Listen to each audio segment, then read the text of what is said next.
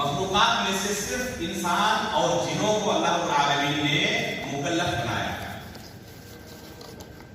دنیا کے اندر عمل کرنے کا مکلف بنایا ہے، اور قیامت کے دن انسان اور جنوں کا حساب کتاب بھی ہوگا، انہیں اپنے اعمال کا حساب دینا ہوگا۔ اگر اعمال اچھے ہوں تو ان کے لیے اللہ رب العالمین نے بہترین انعام رکھا ہے، لیکن اعمال اگر برے ہوں تو اسی حساب سے اس کا بدلہ بھی ہے۔ کوئی بھی انسان ایسا نہیں یا کوئی بھی جن، یعنی جن کو اللہ رب العالمین نے مکلف بنایا ہے عمل کا، کوئی بھی ایسا نہیں جس سے گناہ سرزد نہ ہوتی۔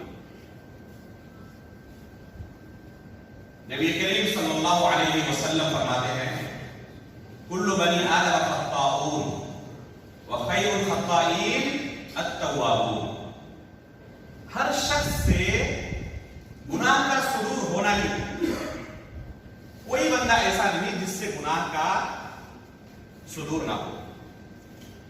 کل بنی آدم خطاؤون، یہ اللہ کے رسول کا ارشاد ہے، ہر بنی آدم، ہر انسان گنہگار، کوئی ایسا بندہ نہیں جو گنہگار نہ ہو۔ صرف اللہ رب العالمین نے انبیاء اکرام کو معصوم بنایا ہے کہ وہ گناہوں سے دور رہتے ہیں، یا ان سے کوئی گناہ سرزد ہو تو اللہ تعالیٰ نے ان کو معاف کر دیا۔ کسی نبی سے ایسا ممکن نہیں کہ کوئی خلاف شریعت چیز صادر ہو اور اللہ رب العالمین انہیں اس غلطی پر باقی بھی رکھے۔ خود نبی کریم صلی اللہ علیہ وسلم کے تعلق سے اللہ رب العالمین کا ارشاد ہے اِنَّا فَتَحْنَا لَكَ فَتْحًا مُبِينًا لِيَغْفِرَ لَكَ اللَّهُ مَا تَقَدَّمَ مِن ذَنبِكَ وَمَا تَأَخَّرَ۔ اللہ کے رسول کی جتنی اگلی گناہیں تھی، پچھلی گناہیں تھی، اللہ رب العالمین نے اعلان کر دیا ہے کہ تمام گناہوں کو ہم نے معاف کر دیا ہے۔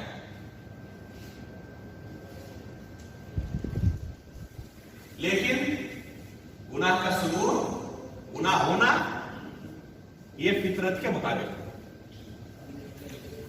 ہم عام انسان ہیں، دن و رات گناہیں کرتے رہتے ہیں۔ کتنی گناہیں کرتے ہیں خود ہمیں بھی علم نہیں، اللہ بہتر جانتا ہے کہ ہمارے نامہ اعمال کی کیا حالت ہے۔ ہر کوئی اپنے نفس کے بارے میں دوسروں سے بہتر جانتا ہے کہ میں کس قدر گناہوں کے اندر لت پت ہوں۔ بلکہ سلف صالحین کہا کرتے تھے کہ اللہ رب العالمین کا بندوں پر احسان اور کرم ہے کہ اللہ رب العالمین نے بندوں کی گناہوں پر پردہ ڈالا ہوا ہے۔ اگر ہم کتنی گناہوں کے اندر ڈوبے ہوئے ہیں دوسروں کو پتا چل جاتا، ایک شخص کو دوسرے شخص کی تمام گناہوں کا علم ہوتا تو لوگ ایک دوسرے کو مصافحہ تک نہ کرتے، ایک دوسرے کا چہرہ دیکھنا گوارا نہیں کرتے۔ لیکن یہ اللہ رب العالمین کا کرم ہے، اس کا احسان ہے، اس کا فضل ہے کہ اللہ، کیونکہ کس قدر ہم گناہوں کے اندر ڈوبے ہوئے ہمارے دوست کو پتا نہیں، یہ اللہ رب العالمین کو پتا ہے بس۔ تو یہ اللہ تعالیٰ کا ہمارے اوپر فضل و احسان ہے۔ گناہ کا صادر ہونا یہ فطرت کے عین مطابق ہے، یہ ممکن ہی نہیں کوئی ایسا انسان ہو جس سے گناہ سرزد نہ ہوتی ہو۔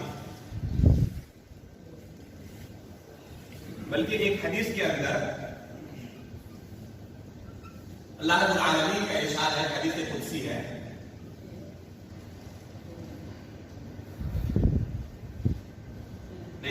نبی کریم صلی اللہ علیہ وسلم فرماتے ہیں کہ اس ذات کی قسم جس کے ہاتھ میں میری جان ہے، اگر تم گناہ نہیں کرتے تو اللہ تعالیٰ تمہیں ختم کر دیتا، اس نسل کو باقی ہی نہیں رکھتا۔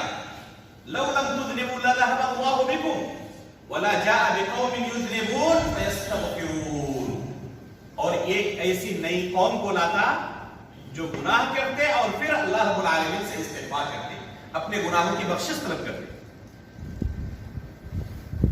فَيَغْفِرُ اللَّهُ لَهُمْ، پھر اللہ تعالیٰ انہیں بخش دیتا اور معاف کر دیتا. تو بندوں سے گناہ کا سرزد ہو جانا کوئی بڑی بات نہیں ہے، بلکہ کوئی عیب کی بات بھی نہیں ہے اگر وہ گناہ سے پھر توبہ کر لیتے ہیں. اگر کسی انسان سے گناہ سرزد ہو جائے اور پھر وہ اللہ رب العالمین کی طرف پلٹ آئے، اپنے گناہوں سے اللہ رب العالمین کے سامنے روئے گر گرائے اور اللہ تعالیٰ سے بخشش طلب کرے، تو کوئی عیب کی بات بھی نہیں. بلکہ اللہ رب العالمین کو ایسے بندے بہت پسند ہیں جو گناہ کرتے ہیں اور گناہ کرنے کے بعد اللہ رب العالمین کے سامنے روتے ہیں، گر گراتے ہیں، اپنے گناہوں کی بخشش طلب کرتے ہیں. حدیث کے اندر آتا ہے نبی کریم صلی اللہ علیہ وسلم نے ایک مثال دی ایک شخص کی، لَاللَّهُ أَفْرَحُ بِتَوْبَةِ عَبْدِهِ حِينَ يَتُوبُ إِلَيْهِ مِنْ أَحَدِكُمْ كَانَ عَلَى رَاحِلَتِهِ بِأَرْضِ فَلَاةٍ.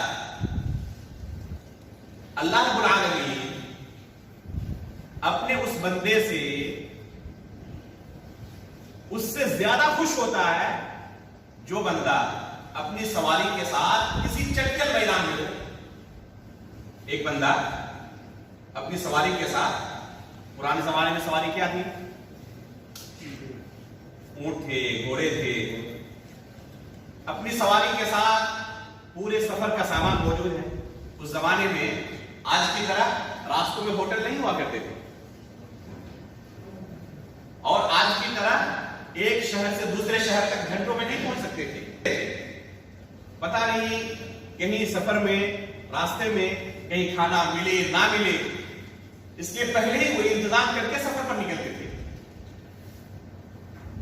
تو اس کی سواری پر پورا زاد راہ موجود ہے، سفر کا پورا سامان موجود ہے، اور وہ کسی درخت کے سائے تلے جا کر آرام کرنے کے لیے سوتا ہے. جب آنکھ کھلتی ہے تو دیکھتا ہے کہ سواری اور پورا سفر کا سامان غائب ہے، سواری کہیں چلی گئی. اب اس کی حالت کیا ہوگی؟ پورا چٹکل میدان ہے، جہاں تک نظر جائے کوئی انسان دکھائی نہیں دیتا. آخر پیدل چلے تو کب تک چلے گا؟ 2 دن 4 دن 5 دن. اس کے بعد جب کچھ کھانا نہ ملے، پانی پینے کے نہ ملے، تو ایسے اس کو موت آنی ہے. اب یہ بندہ اپنی آنکھوں کے سامنے موت دیکھ رہا ہے، بچنے کی کوئی امید نظر نہیں آ رہی ہے. پھر جا کر اسی درخت کے نیچے سو جاتا ہے، لیٹ جاتا ہے. جب اس بندے کی آنکھ کھلتی ہے تو دیکھتا ہے کیا کہ وہ سواری پورے سامان کے ساتھ اس کے سامنے موجود ہے. اب اسے نئی زندگی ملی، موت نظر آ رہی تھی اپنے سامنے کی، بچنے کا کوئی راستہ نہیں. اب اسے نئی زندگی مل گئی، اس قدر خوشی ہوگی. اب خوشی کے مارے پاگل فرماتے ہیں کہ اللہ رب العالمین اس شخص سے بھی زیادہ خوش ہوتا ہے. کب؟ جب بندہ گناہ کرنے کے بعد توبہ کرتا ہے. اس شخص سے بھی زیادہ خوش ہوتی ہے اللہ تعالیٰ. اللہ، یہ ہمارا پروردگار. ہم اللہ رب العالمین کی معصیت میں ڈوبے ہوئے ہیں، اس کے باوجود بھی چاہے ہماری اللہ تعالیٰ اسے معاف کر دیتا ہے. بلکہ اللہ رب العالمین نے ایک حدیث کے اندر بیان کیا ہے، اللہ تعالیٰ کا ارشاد ہے کہ اے بنی آدم انک ما دعوتنی ورجوتنی غفرت لک ما کان منک ولا ابالی. جب بھی تم میرے سامنے اپنے ہاتھوں کو اٹھاؤ، دعا کرو، مجھ سے گناہوں کی بخشش کی امید رکھو، غفرت لک ما کان منک ولا ابالی، چاہے تمہاری گناہیں کتنی ہی کیوں ہو میں تمہیں معاف کر دیتا ہوں. مجھے کوئی پرواہ نہیں ہوتی کہ اس بندے کی گناہیں تو بہت زیادہ ہیں، یہ تو دنوں رات گناہوں کے اندر ڈوبا ہوا رکھتا ہے، میری نافرمانی میں ہی اپنے اوقات کو گزارتا ہے. اللہ رب العالمین کہتا ہے لا ابالی، مجھے اس چیز کی کوئی پرواہ نہیں ہوتی، اس بندے کی تیری گناہیں کتنی ہیں. غفرت لک ما كان منك ولا ابالی یا ابن آدم لو بلغت ذنوبك عنان السماء ثم استغفرتنی غفرت لك.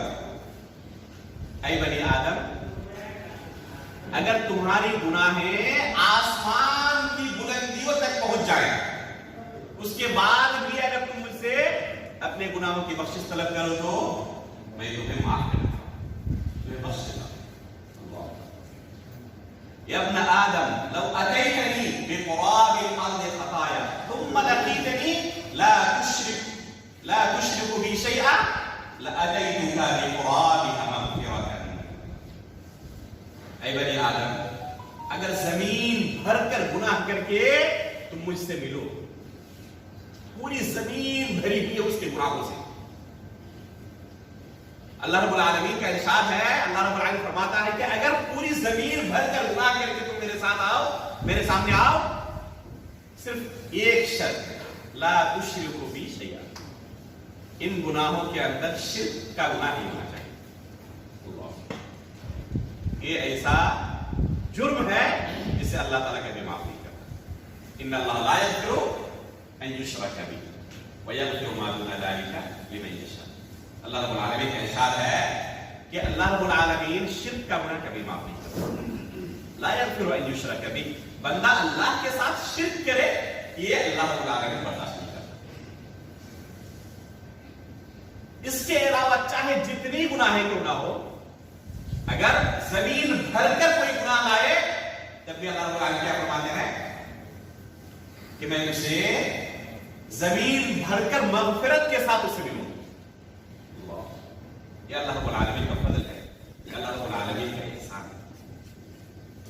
بلکہ اللہ رب العالمین نے خود اعلان کیا ہے کہ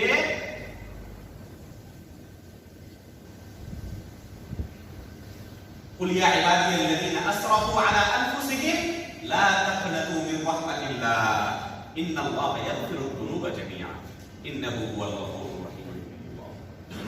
القرآن کیا ہے؟ قل يا عبادي الذين اسرفوا على انفسهم, اے بندو جو اپنے نفس پر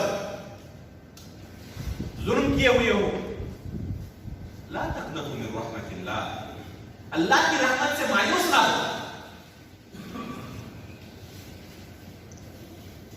ان اللہ یغفر الذنوب جميعا, تمام گناہوں کو اللہ تعالیٰ بخش دیتا ہے, معاف کر دیتا ہے. اللہ رب العالمین کی رحمت کا ایک نمونہ ہے. لا تقنطوا من رحمت اللہ, اللہ کی رحمت سے مایوس نہ ہو. ان اللہ یغفر الذنوب جميعا انه هو الغفور الرحیم. اللہ تعالیٰ تمام گناہوں کو بخش دیتا ہے. بلکہ منافقین کا گناہ کتنا سخت گناہ ہے. منافق کون ہے؟ جو ابھی دل سے اسلام قبول نہیں کیا لیکن بظاہر مسلمانوں جیسا عمل کر رہا ہے تاکہ مسلمانوں کے زمرے میں شامل ہو جائے. اس شخص کے بارے میں بھی جس کی حالت یہ ہو کہ ابھی دل سے اسلام قبول نہیں کیا ہے, اگر یہ بندہ بھی توبہ کرتا ہے اور اسلام کے اندر داخل ہو جاتا ہے تو اس کا بھی جرم اللہ تعالیٰ معاف کر دیتے ہیں. اللہ تعالیٰ کا ارشاد ہے قرآن کریم کے اندر ان المنافقین فی الدرک الاسفل من النار ولن تجد لهم نصیرا. منافقین کا ٹھکانہ کہاں ہے؟ جہنم کے سب سے نچلے طبقے میں منافقین کا ٹھکانہ. ان کا کوئی قیامت کے دن مددگار نہیں ہوگا. اس کے بعد کیا فرماتے ہیں؟ الا الذین تابوا, لیکن منافقین میں سے بھی اگر کوئی توبہ کر لے اور اسلام کے اندر داخل ہو جائے تو اللہ رب العالمین اس طرح کے منافقین کو بھی معاف کر دیتے ہیں. نصارہ کا گناہ کتنا تھا بڑا؟ نصارہ کا عقیدہ کیا ہے عیسیٰ علیہ السلام کے تعلق سے کہ عیسیٰ علیہ السلام کو بعد نصارہ اللہ رب العالمین کا بیٹا کہتے ہیں. نعوذ باللہ من ذلک. کتنا عظیم گناہ ہے, کفر نہیں بلکہ بعض نصرانی ایسے ہوتے ہیں جو عیسیٰ علیہ السلام کو اللہ رب العالمین کا مقام دیے ہوئے ہیں. قرآن کریم کے اندر اللہ رب العالمین نے ایسے لوگوں کا بیان کیا ہے. لقد كفر الذين قالوا ان الله ثالث ثلاثة وما من اله الا اله واحد وان لم ينتهوا عما يقولون ليمسن الذين كفروا منهم عذاب اليم افلا يتوبون الى الله ويستغفرونه والله غفور رحيم. اللہ رب العالمین نے نصارہ کے بارے میں پہلے بیان کیا کہ عیسیٰ علیہ السلام کو اللہ رب العالمین کا مقام عطا کرتے ہیں. جو اللہ کا مقام ہونا چاہیے تھا وہ عیسیٰ علیہ السلام کو عطا کرتے ہیں. اور اللہ رب العالمین کے بارے میں ان اللہ ثالث ثلاثة، ایسے لوگوں کے بارے میں اللہ تعالیٰ فرماتے ہیں افلا يتوبون الى الله ويستغفرونه والله غفور رحيم. اگر یہ بھی اللہ تعالیٰ کے سامنے توبہ کریں، گر گرائیں، استغفار کریں تو اللہ تعالیٰ ایسے لوگوں کو بخش دیں. اگر منافقین کو اللہ تعالیٰ معاف کر سکتے ہیں، اگر نصارہ کو اللہ تعالیٰ توبہ کرنے کی بنا پر معاف کر سکتے ہو تو مسلمانوں کو اللہ تعالیٰ معاف نہیں کرے گا. یہ تو بدرجہ ہوتا اس بات کے حقدار ہے کہ ان کو معاف کر دیا جائے، کیونکہ انہوں نے اللہ کا کلمہ پڑھا، اللہ کے رسول کو رسول مانا، لیکن شیطان کے چکر میں پڑ کر ان سے کچھ گناہیں سرزد ہو گئی ہیں. لیکن اس کے بعد اللہ رب العالمین کے سامنے وہ پیش ہوتا ہے، اپنے گناہوں کا اعتراف کرتا ہے اور اللہ تعالیٰ سے گناہوں کی بخشش طلب کرتا ہے، اس کے سامنے اپنی جھولی پھیلاتا ہے. تو ایسے بندے کو اللہ تعالیٰ خالی ہاتھ واپس نہیں کرتا، بلکہ حدیث کے اندر آتا ہے کہ اللہ رب العالمین اتنا حیا والا ہے کہ جب کوئی بندہ اپنے دونوں یستحی من عبدہ اذا رفع یدیہ الیہ ان یردہما صفرا. اللہ کے رسول فرماتے ہیں کہ ایسے بندے سے اللہ رب العالمین کو شرم و حیا محسوس ہوتی ہے جو اپنے دونوں ہاتھوں کو اس کی بارگاہ میں اٹھاتا ہے. کیسے اپنے بندے کو میں خالی واپس کر دوں؟ اللہ تعالیٰ کو شرم محسوس ہوتی ہے، حیا محسوس ہوتی ہے، اور پھر اللہ تعالیٰ اس بندے کو خالی واپس نہیں کرتا. اور اللہ کے خزانے میں کسی طرح کی کوئی کمی بھی نہیں ہے. اللہ کے رسول نے اس کی ایک مثال دی ہے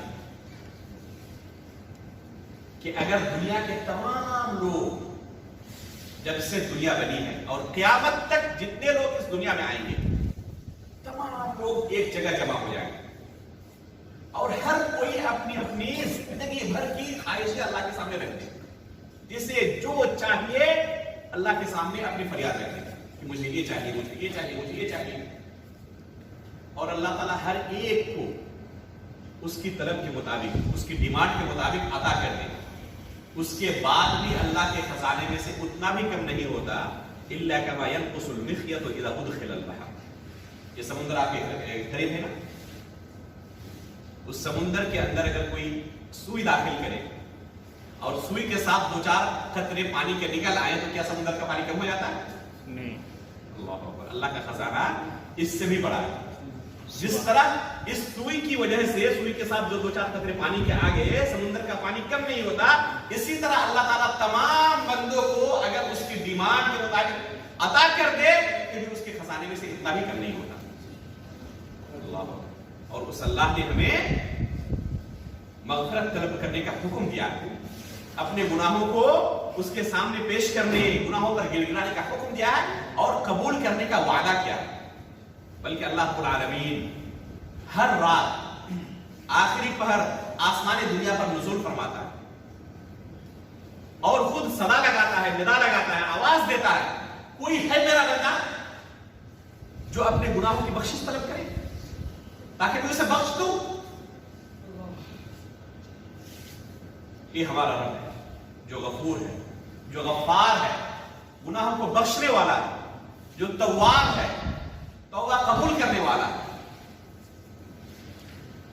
کمی ہمارے اندر ہے کہ ایک تو ہم اللہ رب العالمین کی نافرمانی کرتے ہیں، گناہوں کے اندر سر سے پیر تک ڈوبے ہوئے ہیں، اس کے باوجود اس کی بارگاہ میں بخشش طلب نہیں کرتے، اپنے گناہوں کو پیش کر کے روتے نہیں، گڑگڑاتے نہیں، استغفار نہیں کرتے. حالانکہ اللہ کے رسول کی حالت کیا تھی؟ گناہوں کے اندر لت پت ہونے کے باوجود استغفار کی ہمیں توفیق نہیں ہوتی، ہمیں خیال نہیں آتا کہ اللہ تعالیٰ کے سامنے کم از کم استغفار کر لیں. گناہیں تو ہوتی ہی رہتی ہیں، کم از کم استغفار کر لیں. اور اللہ کے رسول جن کے بارے میں ابھی میں نے قرآن کی آیت پڑھی، یہ اللہ رب العالمین نے قرآن کریم کے اندر سورہ فتح کے شروع میں بیان کیا ہے. اللہ کے رسول صلی اللہ علیہ وسلم کے تعلق سے اعلان کیا ہے کہ اللہ رب العالمین نے نبی کریم صلی اللہ علیہ وسلم کی اگلی اور پچھلی تمام گناہوں کو بخش دیا ہے. چاہے جو گناہیں پہلے کر چکے ہیں یا جو گناہیں مستقبل میں کرنے والے ہیں، تمام گناہوں کو اللہ تعالیٰ نے بخش دیا ہے. اس کے باوجود اللہ کے رسول کی کیا حالت تھی؟ اما عائشہ رضی اللہ تعالیٰ عنہ فرماتی ہیں کہ رات کو اللہ کے رسول قیام کے لیے اٹھتے، اتنا طویل قیام کرتے کہ آپ کے پیر پھول جاتے، اس میں سوجن آ جاتا. سجدہ کرتے تو ایسا محسوس ہوتا کہ شاید سجدے سے اٹھیں گے ہی نہیں. روتے اور گر گراتے ایسا محسوس ہوتا کہ کسی مجلس میں اللہ کے رسول بیٹھتے تو استغفار کی کثرت سے کرتے، ہم گنتے تو 100 سے زیادہ ہو جاتے. بلکہ خود اللہ کے رسول کہتے ہیں کہ میں روزانہ 100 مرتبہ سے زیادہ، بعض روایت میں 70 مرتبہ سے زیادہ استغفار کرتا ہوں. جو گناہوں سے پاک ہیں، جن کے بارے میں اللہ نے خود اعلان کیا ہے کہ تمام گناہ کی معاف ہے. استغفر اللہ واتوب الیہ، اس طرح کے جملے ہمیشہ دہراتے رہیں. اللہ تعالیٰ ہر زبان سمجھنے والا ہے. اگر اپنی زبان میں بھی آپ اللہ رب العالمین کے سامنے اپنے گناہوں کا ذکر کرتے ہیں، اس سے توبہ کرتے ہیں، اپنے گناہوں کی بخشش طلب کرتے ہیں، تو اللہ تعالیٰ آپ کی زبان سمجھنے والا ہے. اور اللہ رب العالمین کا دروازہ ہمیشہ کھلا ہوا ہے، بلکہ توبہ کا دروازہ کبھی بند ہی نہیں ہوتا. حدیث کے اندر آتا ہے جب تک کہ موت کے منہ تک انسان نہ پہنچ جائے. حدیث کے الفاظ ہیں ما لم یغرغر، موت کے وقت جو غرغرہ آتا ہے نا، اس حالت سے پہلے تک بھی بندہ اگر دعا استغفار کرے تب بھی اللہ تعالیٰ معاف کرے. قیامت تک جب تک کہ سورج مشرق سے نہ طلوع ہو جائے، مغرب سے نہ طلوع ہو جائے، تب تک توبہ کا دروازہ بند نہیں ہوگا. اس لیے ہمیں چاہیے کہ ہمیشہ اللہ رب العالمین کے سامنے روئے، گڑ گڑائے، استغفار کریں. استغفر اللہ کا جملہ ہماری زبان پر ہمیشہ ہو. اس سے کم از کم یہ ہوگا کہ استغفار کے ساتھ ہمارے نامہ اعمال بھرے ہوئے ہوں گے. اللہ کے رسول فرماتے ہیں کہ ایسے بندے کے لیے خوشخبری ہو، طوبیٰ لمن وجد فی صحیفته استغفارا کثیرا. ایسے بندے کے لیے خوشخبری ہے جو قیامت کے دن اپنے نامہ اعمال کے اندر بہت زیادہ استغفار پائے. آپ جو کچھ کہتے ہیں فرشتوں سے لکھتے رہتے ہیں، آپ کے نامہ اعمال کے اندر وہ درج ہو رہا ہے. اگر آپ استغفار ہمیشہ کرتے رہیں تو فرشتے آپ کے نامہ اعمال کے اندر اس استغفار کو لکھ رہے ہیں. اللہ کے رسول فرماتے ہیں طوبیٰ لمن وجد فی صحیفته استغفارا کثیرا. ایسے بندے کے لیے خوشخبری ہے جو قیامت کے دن اپنے نامہ اعمال کے اندر بہت زیادہ استغفار پائے. بلکہ ایک حدیث کے اندر اللہ کے رسول کا ارشاد ہے من احب ان تسره صحیفته فلیکثر فیها من الاستغفار. اگر کوئی چاہتا ہے کہ قیامت کے دن نامہ اعمال دیکھ کر خوش ہو جائے تو وہ بکثرت استغفار کا التزام کرے، ہمیشہ استغفار پڑھتا رہے. اس سے زیادہ اس دن کسی چیز سے خوشی نہیں ہوگی. اس لیے ہمیں کھانے پینے اور سانس لینے سے بھی زیادہ ضروری کیا ہے کہ ہم استغفار کرتے رہیں. اگر ہم ہمیشہ استغفار کرتے رہیں گے تو قیامت کے دن اس سے زیادہ ہمیں کسی چیز سے خوشی نہیں ہوگی. من احب ان تسره صحیفته فلیکثر فیها من الاستغفار. جو چاہتا ہے کہ قیامت کے دن نامہ اعمال دیکھ کر وہ خوش ہو جائے، اس کا نامہ اعمال اسے خوش کر دے، تو بکثرت کو استغفار کیا ہے. اگر بکثرت استغفار کرتا ہے تو قیامت کے دن اپنے نامہ اعمال کو دیکھ کر ایسا بندہ غمگین نہیں ہوگا، اسے پریشانی نہیں ہوگی. وہ ہمیشہ لوگوں کے سامنے خوش اور مسکراتا ہوا نظر آئے گا. اس لیے بھائیوں ہمیں چاہیے کہ اس فرصت کو ہم ضائع نہ کر دیں، برباد نہ کر دیں. گناہیں ہمیشہ ہوتی رہتی ہے، کم از کم استغفار بھی اس کے ساتھ جاری رہے، توبہ جاری رہے، لیکن توبے کی کچھ شرطیں۔ ایک ایسا بندہ جو گناہ کے اندر مبتلا ہے، گناہ بھی کر رہا ہے اور استغفار بھی کر رہا ہے، توبہ بھی کر رہا ہے۔ مثلا میں آپ کو مثال دیتا ہوں، ایک بندہ چوری کرنے کے لیے گیا کسی کے گھر، ٹھیک ہے، اور گھر کے باہر گاڑی کھڑی رکھا ہے، گھر سے سامان نکال رہا ہے اور گاڑی کے اندر لاد رہا ہے، اور ساتھ میں زبان سے استغفار بھی کر رہا ہے۔ اس استغفار کا کوئی معنی ہے؟ یہ گویا کہ اللہ کے ساتھ وہ استہزاء کر رہا ہے، استغفار نہیں بلکہ استہزاء کر رہا ہے۔ تو اس استغفار کا کوئی معنی نہیں ہے۔ استغفار اور توبے کا معنی کیا ہے؟ توبے کی بنیادی طور پر 3 شرطیں۔ توبے کی بنیادی طور پر کتنی شرطیں ہیں؟ 3 شرطیں۔ پہلی شرط یہ ہے کہ بندہ اپنے گناہ کا اعتراف کرے، اور گناہ کا اعتراف کرنے کے ساتھ ساتھ شرمندہ ہو کہ بشری تقاضے کی وجہ سے اس طرح مجھ سے گناہ سرزد ہو چکی ہے، شیطان کے چکر میں پڑ کر مجھ سے یہ گناہیں ہو چکی ہیں۔ اپنے گناہ کا اعتراف کرے، اور گناہ کا اعتراف کرنے کے ساتھ ساتھ دوسری چیز یہ ہے کہ فوراً اس گناہ کو ترک کر دے، اس گناہ سے باز آ جائے۔ ایسا نہیں کہ گناہ بھی جاری ہے اور ساتھ میں کہ مستقبل میں اس گناہ کو نہ کرنے کا اللہ سے عہد کرے، عزم کرے، دل کے اندر یقین ہو، اللہ تعالیٰ کے ساتھ وعدہ کرے کہ مستقبل میں اس گناہ کو اور نہیں کروں گا۔ یہ 3 بنیادی شرطیں ہیں توبہ کرنے کے لیے۔ کون شخص بیان کر سکتا ہے ان 3 شرطوں کو؟ جی، کوئی ہے آپ لوگوں میں سے جو ان 3 شرطوں کو بیان کرے؟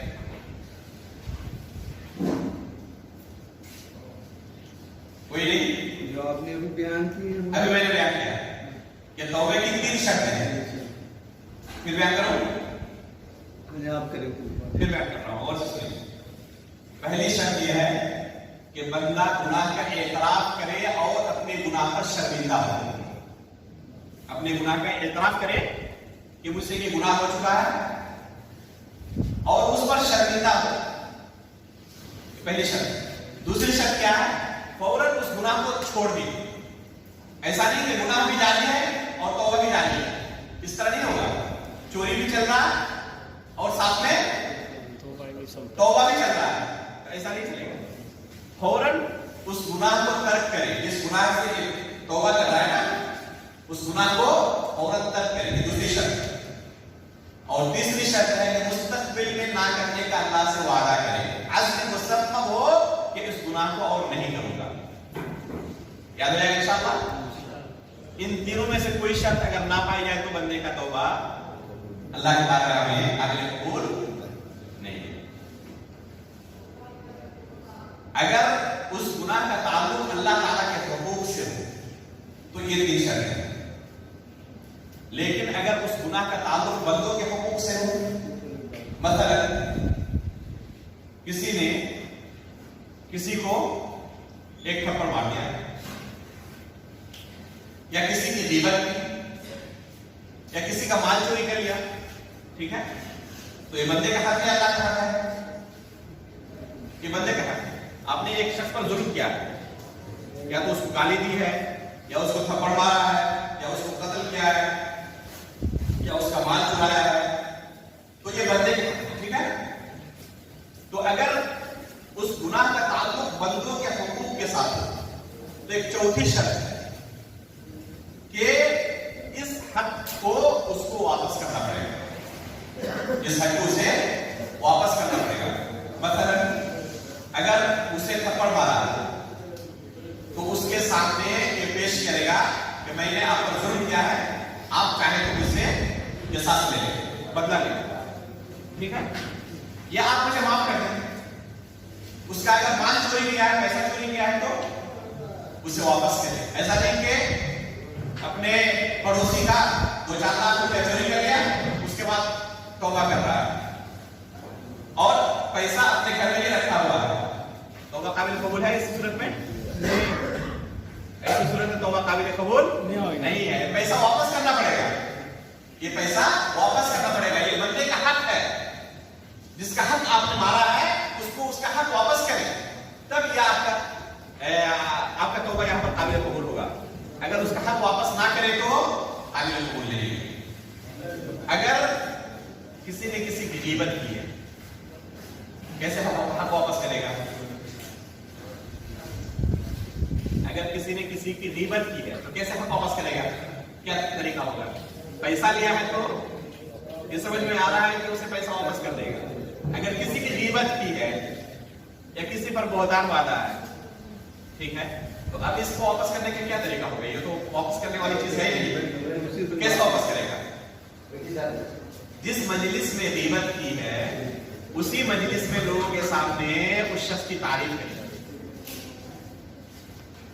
लोगों को उस शख्स के ताल्लुक से जिस तरह बदतर कर दिया है ना, तो इस चीज को खत्म करे लोगों के ज़हन से, खुद उस शख्स की तारीफ करे और बयान करे कि मैंने गलत काम किया था, उस शख्स के ताल्लुक से गलत बयानी से मैंने काम लिया था।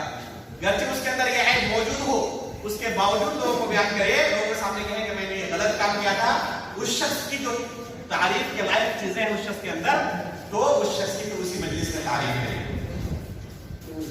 और उस शख्स से जाकर माफी तलब करें कि मैंने फला मजलिस में फला शख्स के सामने या फला लोगों के सामने आपके ताल्लुक से इस तरह की बातें की हैं, आपसे माफ कर दी। इस सूरत में कि अगर उस शख्स के ताल्लुक से आपको मुस्तहज़र हो कि अगर मैंने उस शख्स को जाके कहा कि इस तरह के ताल्लुक से मैंने फला मजलिस में इस तरह की बातें की हैं, तो आप मुझे माफ कर दें, वो मुझे माफ भी कर देंगे और हमारे दरमियान मुस्तकबिल में दुश्मनी पैदा नहीं होगी, रिश्ते खराब नहीं होंगे। तो ऐसी सूरत में उस शख्स के सामने जाकर कहना है। लेकिन अगर आपको लग रहा है कि अगर उस शख्स के सामने मैं जाऊं और कहूं कि इस तरह फला शख्स के सामने आपकी मैंने गीबत की है, तो मजीद दुश्मनी बढ़ने का खतरा है। ठीक है, ऐसा हो सकता है ना? ऐसा बिल्कुल हो सकता है कि किसी शख्स को अगर आप जाके कहें कि आपके ताल्लुक से फला मजलिस में मैंने इस तरह की बात की है, तो अब तक तो आप दोनों के दरमियान अच्छी दोस्ती थी, रिश्ता अच्छा था, लेकिन हो सकता है कि इस कहने की वजह से उसके साथ आपकी दुश्मनी शुरू हो जाए और मामला मजीद बिगड़ जाए। तो ऐसी सूरत में उसको कहना नहीं है, उसके सामने कहने की जरूरत नहीं है। किस सूरत में कहना है? अगर आपको दिल के अंदर जन्ने गालिब हो कि अगर कहूं तो इतना वो अच्छे अखलाक का मालिक है कि और मुझे माफ भी कर देगा और उसके ताल्लुक से दिल में अपनी बात नहीं रखेगा, तो फिर ऐसे शख्स के सामने तज़किरा करके जाके उससे माफी तलब कर दी। तो ये बंदे का हक है। जब तक उस हक को आप अदा ना करें अल्लाह के सामने, गर्चे आप रोए गिड़गिड़ाएं, तो ये माफ नहीं होने वाला। साथ में अल्लाह ताला से उस शख्स के लिए दुआ भी करें, उस शख्स के लिए अल्लाह ताला से दुआ भी करें कि अल्लाह उसे बख्श दे, या अल्लाह उसे तू बख्श दे, उससे जो गुनाह सरजद हुई है अल्लाह तू उसे माफ कर दे, उसके मालो औलाद के अंदर अल्लाह तू बरकत अता कर।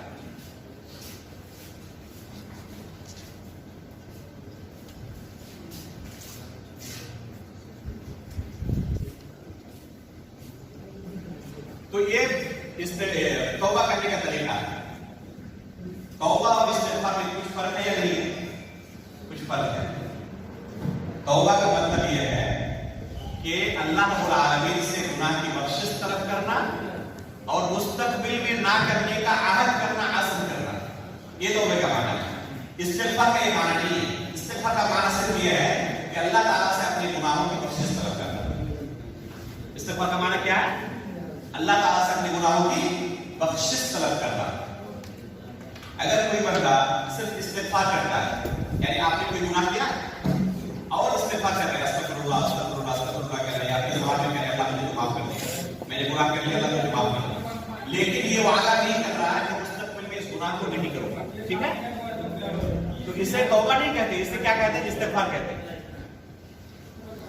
اگر کوئی بندہ استغفار کرے توبہ نہ کرے تو کیا اسے کچھ فائدہ دے گا یا نہیں دے گا؟ ایک بندے نے گناہ کیا، مان لیجیے کہ سگریٹ پیا، سگریٹ پینا گناہ کا کام ہے نہیں ہے، بیڑی پینا سگریٹ پینا، ٹھیک ہے؟ پینے کے بعد وہ کہہ رہا ہے کہ اللہ میں نے ایک غلط کام کیا، مجھے معاف کر دے، بخش دے۔ اللہ تعالیٰ سے عہد نہیں کر رہا ہے کہ دوبارہ نہیں لوں گا، صرف جو گناہ کیا ہے اس گناہ سے اس نے معافی طلب کی، مستقبل میں نہ کرنے کا عہد نہیں کیا ہے، اور پھر بعد میں دوبارہ پھر پیتا ہے، 15 منٹ بعد میں، آدھے گھنٹے بعد پھر دوبارہ پیتا، پھر کہہ رہا ہے کہ اللہ مجھے معاف کر دے، استغفر اللہ، اور پھر بعد میں پیا، پھر اس طرح استغفر اللہ کہہ رہا ہے۔ جب بھی اس سے گناہ سزا ہو رہی ہے تو وہ اسی طرح اللہ رب العالمین کے سامنے کہہ رہا ہے کہ اللہ مجھے معاف کر دے، استغفر اللہ کہہ رہا ہے، مستقبل میں نہ کرنے کا وعدہ نہیں کر رہا ہے۔ تو یہ استغفار سے کچھ فائدہ دے گا یا نہیں دے گا؟ اس بارے میں علماء کا اختلاف ہے، اور راجہ یہی معلوم ہوتا ہے کہ گرچہ وہ وعدہ نہ کرے مستقبل میں نہ کرنے کا، تب بھی انشاءاللہ اسے فائدہ دے گا، تب بھی انشاءاللہ اسے فائدہ دے گا۔ اس لیے توبہ نہ بھی کرے لیکن استغفار کرے تو انشاءاللہ اس کے حق میں یہ بہتر ہے۔ یہ اس صورت میں ہے جب بندہ خود اپنے لیے استغفار کر رہا ہے، لیکن اگر کوئی کسی دوسرے بھائی کے لیے استغفار کر رہا ہے، آپ نے اپنے کسی بھائی کے لیے غیبی طور پر، غائبانہ طور پر استغفار کیا کہ اللہ میرے بھائی کو بخش دے، یا جس شخص کی وفات ہو چکی ہے اس کے لیے آپ استغفار کر رہے ہیں، جیسے کہ اللہ کے رسول صلی اللہ علیہ وسلم سے مروی ہے، عثمان رضی اللہ تعالیٰ عنہ فرماتے ہیں کہ اللہ کے رسول نے بقیع کے اندر بقیع الغرقد کا قبرستان، جو مدینے کا قبرستان، مسجد نبوی سے متصل مشرقی جانب، آپ لوگوں نے دیکھا ہوگا، ایک شخص کو، ایک صحابی کو اللہ کے رسول نے دفن کیا، اس کے بعد صحابہ کرام سے کیا اللہ کے رسول نے فرمایا، استغفروا لأخیکم فإنه الآن يسأل، اپنے بھائی کے لیے تم بخشش طلب کرو اللہ تعالیٰ سے، فإنه الآن يسأل، ابھی اس بندے سے سوال جواب کیا جائے گا، فرشتے آئیں گے اس سے سوال جواب کریں گے، اس لیے اپنے بھائی کے لیے بخشش طلب کرو، وہ تو مر چکے ہیں، توبہ بھی نہیں کر سکتے، وفات ہو چکی ہے، توبہ نہیں کر سکتے،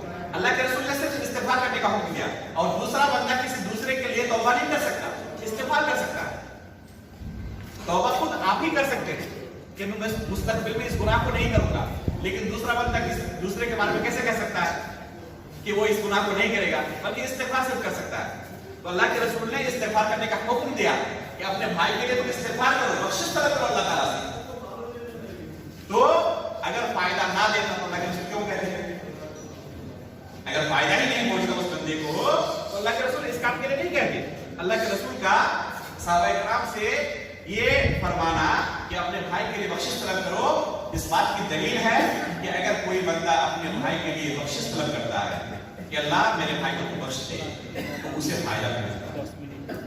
اس لیے ہمیں چاہیے کہ خود اپنے لیے بھی استغفار کریں اور دوسرے مسلمان بھائیوں کے لیے بھی استغفار کریں، بلکہ جتنے مؤمن اور مسلمان دنیا کے اندر موجود ہیں سب کے لیے آپ استغفار کریں۔ اس کا فائدہ کیا ہوگا؟ جتنے لوگوں کے حق میں آپ استغفار کریں گے نا، فرشتے کہتے ہیں کہ آپ کے لیے بھی اسی طرح ہو، یعنی تمام لوگوں کی طرف سے آپ کے لیے بھی اسی طرح کی دعا ہو۔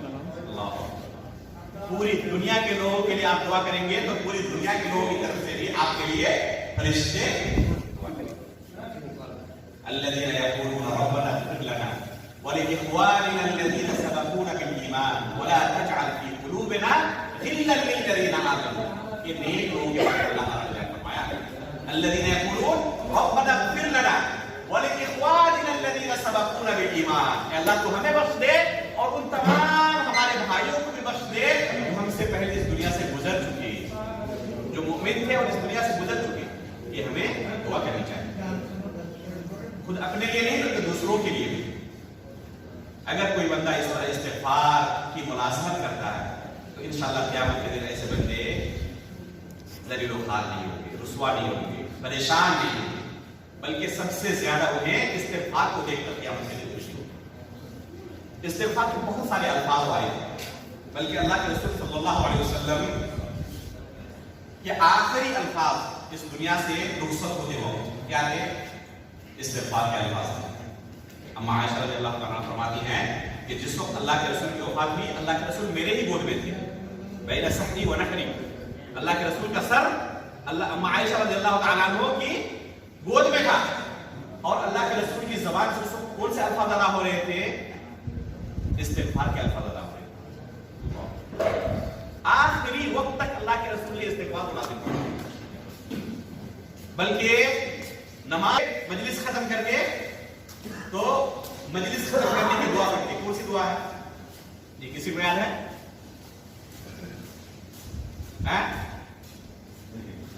اس کے اندر استغفار کا لفظ ہے، اشہد ان لا الہ الا انت استغفرک واتوب الیک، استغفرک واتوب الیک۔ بلکہ علماء اکرام کے بارے میں آتا ہے، بلکہ شیخ البانی رحمہ اللہ کی کتابوں کے اندر جب کوئی کتاب لکھ رہے ہیں تو کتاب ختم کرتے وقت بھی آخر میں یہ دعا لکھتے ہیں۔ نماز جب آپ پڑھتے ہیں تو تشہد میں آخری دعا کون سی پڑھتے ہیں آپ؟ اللہم انی ظلمت نفسی، آگے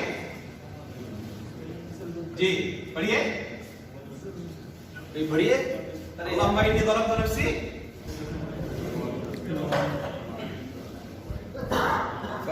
فاغفر لی انہ لا یغفر الذنوب الا انت۔ نماز ختم کر رہے ہیں آخر میں استغفار ہے، مجلس ختم کر رہے ہیں آخر میں استغفار ہے۔ آپ خطیب کو جمعہ کا خطبہ ختم کرتے وقت آخر میں کیا کہتے ہیں سنتے ہیں؟ اقول قولی ھذا استغفر اللہ واتوب الیہ، کہتے ہیں نا ہر نیک کام کے آخر میں استغفار ہے، اس لیے ہمیشہ ہر نیک کام کو ختم کرتے وقت استغفار کریں، استغفار اس کا التزام کریں۔ سب سے اچھے الفاظ، بہت سارے الفاظ وارد ہیں جس کا حدیث کے اندر سید الاستغفار کہا گیا ہے، تمام استغفار کے کلمات جتنے بھی ہیں ان کا سردار ہے یہ سید الاستغفار کی بنیاد ہے۔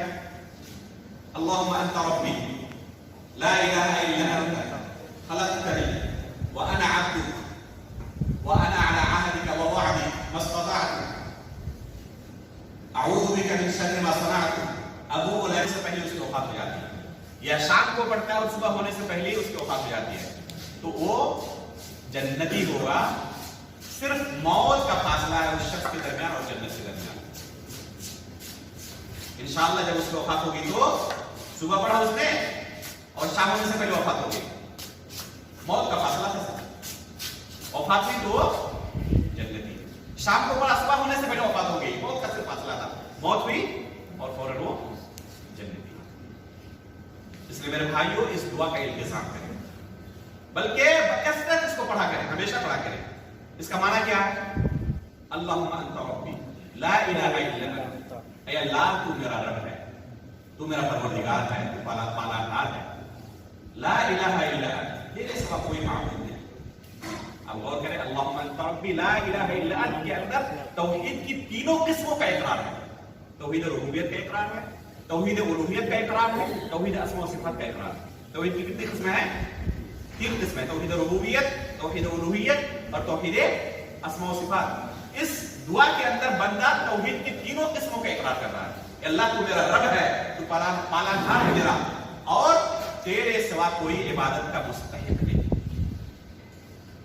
خلقتنی وانا عبدک، تو نے مجھے پیدا کیا، میں تیرا بندہ ہوں۔ اللہ کے سوا کوئی پیدا کر سکتا ہے؟ اگر پوری دنیا کے لوگ مل جائیں، پوری دنیا کے سائنسداں کوشش کر لیں تو ایک مکھی بھی پیدا نہیں کر سکتا۔ خلقتنی وانا عبدک، تو نے ہی مجھے پیدا کیا ہے، میں تیرا بندہ ہوں۔ اس کے بعد آگے کیا کہتا ہے؟ اللہم انت ربی لا الہ الا انت خلقتنی وانا عبدک وانا علی عہدک ووعدک ما استطعت، میں تیرے ساتھ جو عہد کیا ہوں اور تو نے جو وعدہ کیا ہے، اس عہد اور وعدے کے درمیان جہاں تک مجھ سے ہو سکے۔ اللہ نے کیا، اللہ کے ساتھ ہم نے کیا عہد کیا ہے؟ قرآن کریم کے اندر اللہ نے کیا ہے؟ جب ہم آدم علیہ السلام کی صلب میں تھے اسی وقت اللہ تعالیٰ نے ہم سے عہد کیا تھا، الست بربکم، کیا میں تمہارا رب نہیں ہوں؟ ہم سب نے کہا تھا، قرآن کے اندر ہے قالوا بلا، سب نے ہم نے گواہی دی تھی کہ ہاں ہم گواہی دیتے ہیں کہ تو ہمارا رب ہے۔ تو اللہ کو اپنا رب ماننا اس کی وحدانیت کا اقرار کرنا، اس کے ساتھ شرک نہ کرنا، اس کا ہم نے اللہ سے وعدہ کیا ہوا ہے. اور اللہ تعالیٰ نے کیا ہم سے وعدہ کیا ہے کہ اگر کوئی بندہ اللہ رب العالمین کو اپنا رب مانتا ہے، اس کے ساتھ کسی کو شریک نہیں کرتا، تو اللہ تعالیٰ اسے جنت عطا کرے گا. تو اس عہد کے درمیان، تعاہد کے درمیان اور اللہ رب العالمین کے وعدے کے درمیان جہاں تک مجھ سے ہو سکے میں اس کو نبھانے کی کوشش کرتا ہوں. اس کے بعد کیا ہے؟ اعوذ بک من شر ما صنعت، جو کچھ میں نے غلط کام کیا ہے ان تمام سے میں تیری پناہ مانگتا ہوں. ابوء لک بنعمتک علی وابوء بذنبی، تیری اتنی نعمتیں مجھ پر ہیں، ان تمام نعمتوں کا میں اعتراف کرتا ہوں، اقرار کرتا ہوں. ہر پل بندہ اللہ رب العالمین کی نعمتوں کے سائے میں ہے. ایک سیکنڈ ایسا نہیں ہوتا جس میں اللہ رب العالمین کی نعمتیں ہمارے ساتھ شامل حال نہ رہیں. اگر ہم ہمیشہ سجدے میں پڑے رہیں تب بھی اللہ کی نعمتوں کا شکریہ ادا نہیں کر سکتے. ٹھیک ہے؟ اس کے بعد آگے کیا ہے؟ ابوء لک بنعمتک علی وابوء بذنبی، اور ساتھ میں اپنے گناہوں کا بھی اعتراف کر رہا ہوں. فاغفر لی انہ لا یغفر الذنوب الا انت، اللہ مجھے بخش دے کیونکہ تیرے سوا گناہوں کو کوئی بخش نہیں سکتا. گناہوں کو کون بخش سکتا ہے؟ ہم یہ اقرار کرتے ہیں. فاغفر لی انہ لا یغفر الذنوب الا انت، اے اللہ تیرے سوا کوئی گناہوں کو نہیں بخش سکتا. بعض لوگوں کو آپ سنیں گے کہتے ہوئے کہ قرآن پڑھ کر میں نے فلاں کو بخش دیا، کہتے نہیں کہتے؟ اور یہاں کیا اقرار کر رہا ہے کہ تیرے سوا اللہ کوئی بخش نہیں سکتا. تو کوئی بخش سکتا ہے؟ اگر کوئی کہے اس طرح کہ میں نے بخش دیا فلاں کو کوئی عبادت کر کے، تو اس کا کہنا صحیح نہیں، غلط ہے. گناہوں سے بخشنے والا کون ہے؟ بس فقط اور فقط اللہ رب العالمین. اللہ تعالیٰ سے ہم دعا کرتے ہیں کہ اللہ تعالیٰ ہمیں گناہوں سے بچنے کی توفیق عطا فرمائے. آمین. اللہ رب العالمین ہم تمام لوگوں کے گناہوں کو بخش دے. آمین. جو ہم سے پہلے گزر چکے اور جو اس مجلس میں نہیں ہیں، اللہ تعالیٰ تمام مومن اور مسلمان لوگوں کو بخش دے. آمین. آمین.